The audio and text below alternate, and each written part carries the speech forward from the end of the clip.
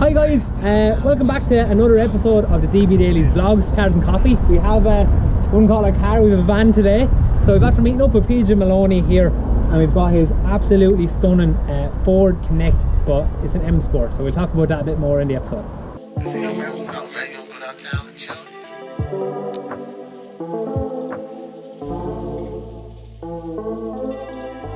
Maloney, we're down in Ferry Carrig here. We've the Heritage Park behind us, and can't see him yet. We'll get a few shots of the round towers and stuff behind us. We're down with his Ford Connect, but it's not your everyday run in the middle Ford Connect, is it? No. So what we have is an M Sport, which not BMW M Sport, no, an M Sport Connect, right? He's lucky number 109 of 200, so 200 ever made. So yeah, it's a limited edition. There was 200 of them made. Very lucky to get it. I'll be quite honest. There's not many of them, so yeah, 100%. I pounced on it as soon as I seen it. Yeah, but like that now as well.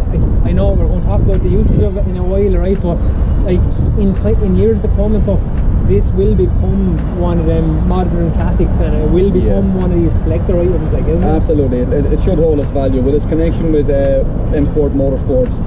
It will hold its value. I mean, like this, they're desirable, they're rare, so it should hold its value and appreciate, hopefully. And like that as well, I know, look, I've had cars before, and we all have cars, and we're wanting to mod them out a little bit and do bits and bobs to try and copy the top end one, so see people putting their RS4 badges on their A4s. But this, I suppose, we'll go around the car now later on as well, but there's so much done to it that, like, I think what it would cost you to try and do it wouldn't actually be worth it. I don't think you can actually replicate it. For one, the bits for it can only be got from M Sport. I don't even want to think about what that might cost. We were talking about the front bumper here as well, and we were saying like sometimes you put a lip on or something to make it look better. PJ was telling me like that the front bumper is an M Sport part, isn't it? Yeah, I cannot get it from Ford. So Ford themselves don't have it? It has to be got from M Sport Motorsport only. Yeah. So that's going to be detrimental to the wallet. 100%. So we're hitting the speed bumps in Ireland. Yes. We slow it down. Driving around at 20 miles. So PJ, how long have you had the car in total so far? I only have it about 6 or 7 weeks. I don't have it that long. Yeah. So she's very new to me. So I'm finding my way around in it. I'm falling in love with it. Yeah. And like that, you're talking about using it as well, like you're telling me it's your daily driver. It's every day. Every day I'm using it for work. So it's every day I carry my kids around in it, their bikes, all their gear. Yeah. For work, it's my daily driver. So not only is it kind of a van as well, but it's kind of a crew cab then. Yes, it's a crew cab. It's my family crew cab as well. We'll get shots of that now in a minute. And so PJ, we were talking there, right, so we were saying it was a car and you drive along the roads and this and that. How are you finding the driving of it? Like, do you find it stiffer? Do you find it compared to cars or other vans? How do you find it? It's beautiful to drive. My previous van was a Caddy Maxi Crew Cab. Big bonus. my baby at the time.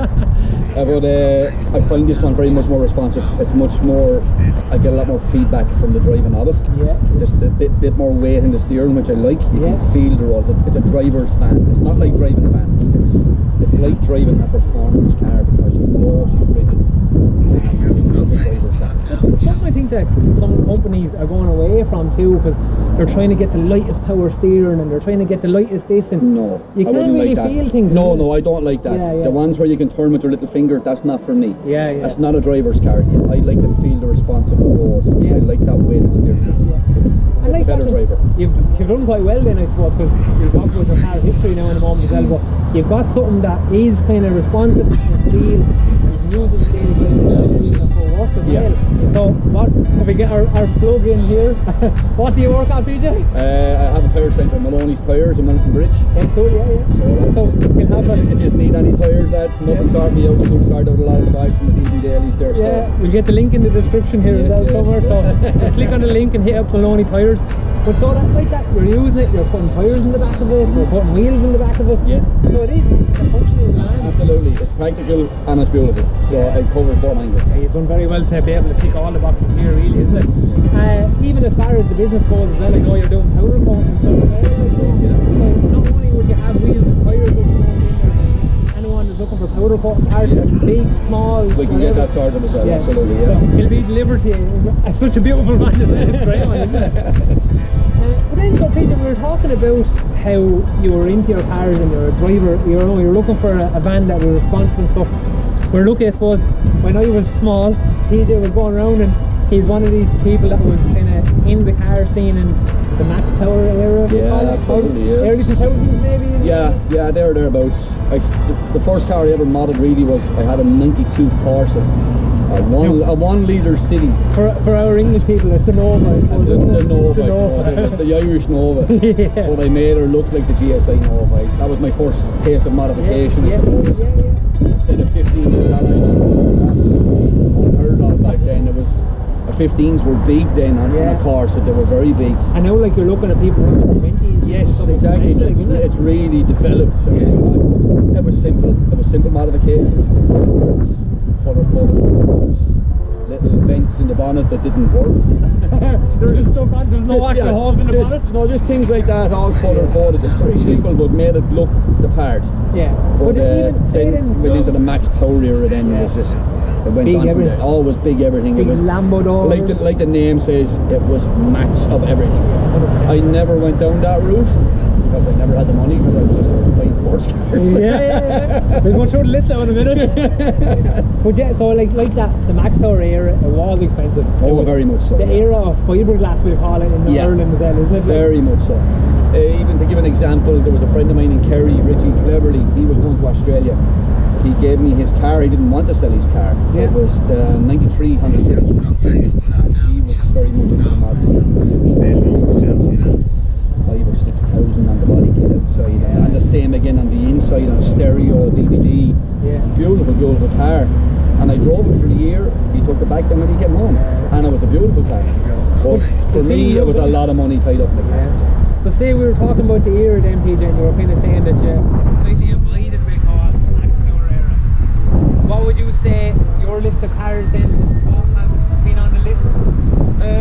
I suppose the first performance car I had was a 91 Toyota Celica. Yeah. Beautiful car. Great to drive. The white one? The white one, I went from that then to the 97 one, the 97 Celica. Beautiful car. Very much still the best driver's car I ever drove. Yeah, they come with, some of them are Yamaha beams. She had the Yamaha beams engine in it. She was very fun, 220 brake horsepower, standard. But she had a very unique body kit on it. Yeah. Unfortunately, that got stolen on me. We won't go into that. Don't mention the war. I know. But yeah, 2 Celicas. After that, then to get me going, I had a flatback CRX. Yeah, cool. Yeah. Again, a lovely car. Yes. Eleanor. Yeah. Mark II Escort. The Mark II Escort, the 77 Mark II Escort, 2.1 Pinto, twin 45 Webers. Kind of had all the mod guns out. Very much a fun car to drive. Yeah, amazing. Much to the detriment of people on roundabouts. Yeah. And then when you went, we were talking about big 15 inch wheels, we're coming back down to 13 inches. Going back to 13s then, a very much different scene altogether. Yeah. But a head burner. As far as your choice, I suppose, in cars, where do you think your kind of choice in cars came from? Like we were talking about the Max Power era and the cars you've talked about. Now they were involved in the Max Power era, but I know from seeing the cars like that they weren't. You know, you kind of stayed away from that. You kind of had more of a sporty or kind of original feel to them. Yeah, my choices kind of came more so from my background in the interest in rallying. Yeah. Because obviously their heritage in rallying is renowned. More or less came from that. Obviously the Mark II Escort, renowned. Yeah, it's amazing. Again, the M Sport that comes back from the rallying background as well. M Sport, renowned in WRC. This is where this came from. So very much my choice of cars was from motorsport more than the modification scene. Yeah, no, a different angle altogether. Like that, there's always an A and a B side to every story. Like, you know, so like that, there was the Max Power era. We call it in the 2000s. We call them up to maybe 2010 maybe or whatever we call it, and then there was still the motorsport era as well. Like. So you had these Celicas with the Yamaha beams, with they had the TRD kits, the Toyota Racing Development kits on them that were just subtle kind of call it OEM plus maybe kind of look. Absolutely. Yeah. So as far as we call it then, we're talking modifying cars and stuff. What would you do to the van? Absolutely not. Absolutely nothing. There's no point in modifications on perfection. Yeah. M Sport have done as much as they could do with it to to make it what it is. It's absolutely beautiful. I would do nothing with this, only put tyres on it and put oil in it. That's it. But it is, you can see, we'll do the shots later on, you'll see him later on in the video there, but there's nothing you could do to the car, like, no, you know what I mean? And no. I was looking at it when I drove in here and stuff as well, and I was thinking, you know, whenever a car enthusiast looks at a car, you think, Jesus, I'd love if he had that now, or I'd love if he had another thing or something, but there's just, I drove in and I looked at it, I was like, no, no, I don't think anyone could physically say that they would change anything. And if they do, they're wrong. It's as simple as that. Right, YouTube, just out there, okay, if anyone else on YouTube owns an M Sport Connect, okay, and you do anything to it, you're just wrong, okay? You're wrong. You're just wrong, okay? No, I'm sure M Sport would agree with us. At most, the most you could do with it is decals, and even at that I would be doing. Yeah. You see, you will see decals on the white M Sports. The black is more rare. I think it's better to leave it alone. The white ones have the blue decals up the side of it, and it does look well on the white. Yeah, it's very nice, but that's from factory as well. Yeah. It's not a matter of somebody else doing it. Yeah, it's already done. We're talking about the car scenes there, PJ, right? And we're talking about your kind of take on the car scene back in the 2000s or whatever, right? Where have you seen the car scene progress from that era? Say it went through a motorsport era and then it went through, say, a Max Power era. Where do you see the car scene at the moment in Ireland? What would your experience of the car scene in Ireland be? Well, I kind of drifted away from. I never kind of took to the shows and stuff. It was never kind of my thing. Yeah, or the cruises and stuff like that. Yeah. But because cruises were, I suppose, I want to say maybe 7 or 8 years ago, cruises were huge. Oh, absolutely enormous. You could be talking to people. Yeah. It was absolutely enormous. People would travel from all over the country. Yeah. And instead of having, say, a show which we might have now, it was like you meet up at a location, and then you drive in sequence, I suppose. You literally took over an area and then you drove to another area. A route to another area. Yeah, yeah. It has changed. It's definitely changed. Where do you find it now at the moment? The cars are a lot more subtle. It's hard to describe. The cars are more subtle. The modifications are, how to explain? I mean, it's changed. You've gone from body kits, extreme body kits, to airbags, flush grills, debadging. It's very much more. So instead of maybe we're talking adding on to the car, we call it, right? Yes. You're kind of holding your car, but you're trying to get your low. You're trying to make everything clean. Yeah, clean lines. Yeah. Everything is very much so it's like Mac 3, that kind of that dark silhouetted look kind of thing. It's very much. That's the way I see it. Yeah, 100%. Because we were talking about here a minute ago. We have people that are static, we call them here in Ireland, because you're just running coilovers. But then we have the airbag scene as well, and you're just getting down to new levels of low, like people with their subframes on the ground and notching their chassis to get lower and stuff. Well, I suppose we could call it maybe OEM or JDM plus maybe. So you're trying to keep the original shape and overall sense, absolutely, with subtle touches. The difference being as well, the car quality is a lot better now. Fellas are buying, I won't say fellas and women, both are buying much more better quality cars. Yeah, that's fair. Yeah. I mean, back in my day, you were buying the little 106, you were buying Saxos that now would be worth not that much, and spending thousands on it. Whereas now, the thousands are going into buying the car and then the modification. So the quality of the car is much better. Yeah, no, that's fair, 100%. And I think in Ireland, I suppose at the moment is finance. Yeah, and a lot of people are using finance to kind of help them along the way as well. And we're looking at an aspect, I suppose, maybe that if they bought maybe a better car a little bit higher up in the years, that even with the modifications, like they'd still be able to keep that for a certain amount of time. Yes, absolutely. You're going to get longevity out of it. Yeah. Now, I suppose in Ireland, as well, we have a scene of the show scene, I suppose, comes from both stages, because we're talking about buying a better car, okay, but that doesn't necessarily mean newer either, like. No. So we do have older, we have vintage and classic shows. We've gone to a Gorey Motor Club there, they have the older cars, but like that as well, like, it's a better overall picture that you're looking at. Yeah, it's a wider spectrum. I mean, like you said, you're going from the older stuff from the 60s and 70s all the way up to brand new cars. I mean, I only met a guy the other day there, and he actually stopped with me in the petrol station, and he was talking to me about my van, and I talked to him about his car. It was a 212 Volkswagen GTI, Golf GTI, beautiful car, but yet he put it on airbags, and I was absolutely stunning. Yeah. I mean, it's such a broad spectrum from the older stuff, which I love. I love the older classic stuff, all the way through to that brand new Golf, which is absolutely beautiful. But he appreciated my one just as much as I appreciated his, which is nice. I mean, that's the aspect. You meet people. This guy was from Mayo. Mayo to Wexford. Mayo to Wexford. Not a fun drive. And I stood in the forecourt of the petrol station for a good 15-20 minutes and had a chat to the guy about his car. We talked about the van, we talked about the scene in general. And you meet people just through the love of cars. And it's a great scene. It's a very friendly scene. Yeah. And I think that's the scene that like I like as well, and I've said it in all my other videos as well, like that everyone I've met up with so far, or every show or Cars and Coffee I've gone so far, everyone's so welcoming, isn't it? Absolutely, yeah. I mean, like, whether you have a car at it or just going to it. I mean, like, I was at your show on the Quay that time. PB on the Quay, yeah. Yeah, met so many people, so many different cars, beautiful cars, talking to the people that own the cars, getting the rundown of what they've done with it. Yeah.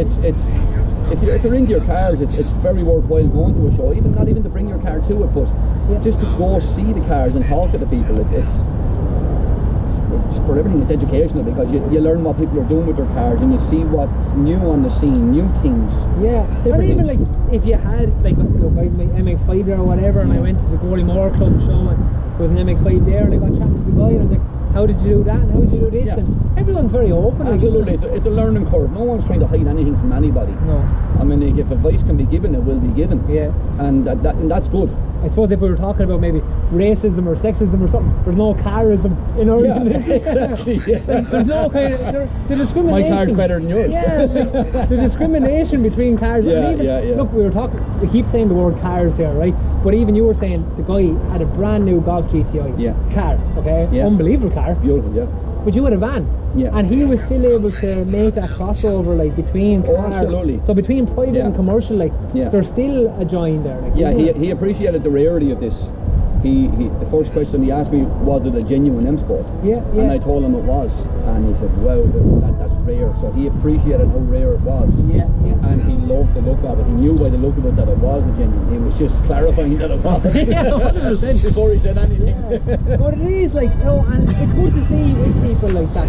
That's happening, you know what I mean? That not only is it kind of commercial private coming together, JDM and Euro is coming together, vintage and classic and modern are coming together. Why not though? Like, absolutely. Yeah. So for people watching as well, like, just because you think maybe you have a Jap car, oh Jesus, I can't go to this show or I can't go to that show.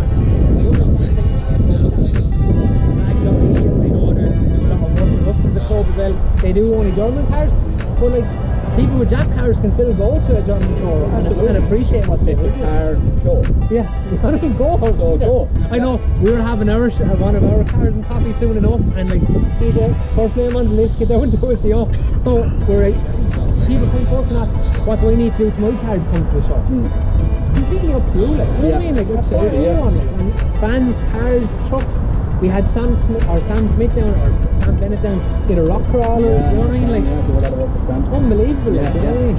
So say, if you were to give me, I do this with everyone, catch them on the spot, a pro and a con to the car scene in Ireland, or anything to do with car culture, car scene, anything in Ireland. So anyone that's watching it, say, that's not from Ireland, would have an insight into the car scene. What would you say? Start off with a bad one, right? A con to the car scene, or anything to do with culture in Ireland. That get everybody tired of the same brush. The ones that are like the maggots drawing attention to themselves. Donuts on the road. It's not cool, that. It draws bad attention to everybody. It's not doing that. A love of cars doesn't have to be acting a maggot on the road. Time in the place, isn't there? Absolutely. Yeah. Get to a place where that's allowed, a drift track, anything like that. In the southeast we have Goldstone there, they do a lot of slab days and stuff like that, and a lot of drifting.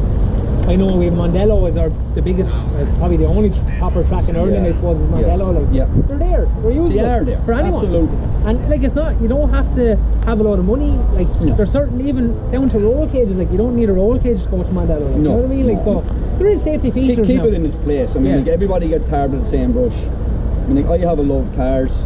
A lot of other people love the cars, but we're not going around drawing the law onto everybody. Yeah, fair. Whereas some meats, I mean, like, a meat could be 5 or 6 cars getting together, sitting down and having a chat. Yeah. They're branded with the same brush with the person that's causing havoc on the road. Yeah. And that's not right. That is a big downfall in the culture at the minute. And I've had this before. People are probably getting sick and tired of hearing it, but it is a problem in Ireland. Absolutely, and everyone else I've had on the vlog series as well is saying the same things back to me. You know what I mean? Okay, forget about negatives, right? We're out here. It's a beautiful sunny day. Absolutely. We have a beautiful southern van here in front of us, right? We have to end on a pro, right? What would you say is one of the pros to the car scene, or car culture, or car enthusiasts, you know? The socialising of it. It's fantastic. It's great, isn't it? The camaraderie. Yeah. It's brilliant. It is fantastic. All the clubs, yourselves, DB Dailies, Gory Motor Club, the numerous amounts of ones that are around. Yeah. It's all camaraderie. Everyone comes together. Yeah. Everyone helps each other. And that's great. It's absolutely great. And we had Gory Motor Club on there as well. We did an interview with them. That if someone had some job and they needed done with their car, like to contact them and that they'd know someone. Absolutely, you know what I mean? Networking. Networking, yes, that's the word. Absolutely, just about to say it, yeah. And it is like, and people are out there to help on them. Yeah, Really absolutely. All you have to do is ask. Yeah. And part of the vlog series here as well, guys, is like trying to advertise some local businesses and stuff. We have PJ with Maloney Tyres as well, and powder coat we call it. But it's like that, it is advertising and it is getting and helping local businesses. COVID has been a bummer, like for everyone. We can't talk about COVID on YouTube. You don't have to spend money if you just have a question. Pick up the phone. Or even if you were going looking at a car, here, Johnny, you were chatting to PJ there on the vlog or whatever with the M Sport. There's a guy selling a so-called M Sport. Could I get a hold of him or whatever? And, you know what I mean? The chat here. What you be watching out for. 100%. Make sure it's genuine. Just things like that. Advice is free, guys. Simple as that. I love that. It is, yeah.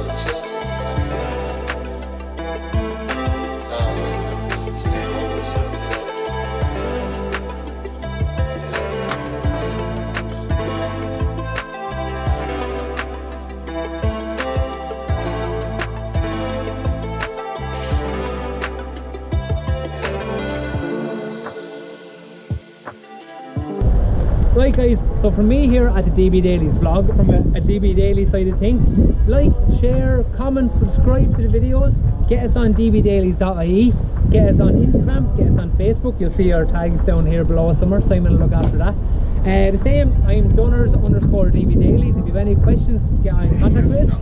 If you have a car that you think should be in the vlog, or if you think you want to come to some of our shows, or you think there's a show that you're running that you want us to do some coverage of, comment down in the box below. We have PJ here, he's at PJ Soma. So you can get in contact with PJ about his van. We have Maloney Tyres as well, so be sure to hook them up. The link will be down in the description. Yeah. So tyres, alloys, we're looking at powder coating. Cool. Refurbishment of alloys, welding, straightening. If you're not sure that, pick up the phone, give us a call. Yeah, give him a call, right? So for me and PJ, we'd like to say thanks very much for watching. Get on to our store, get some of our merch, sunglasses, t-shirts, hoodies, all the rest of it, and we'll talk to you in the next vlog. Thanks very much for watching. Thanks guys.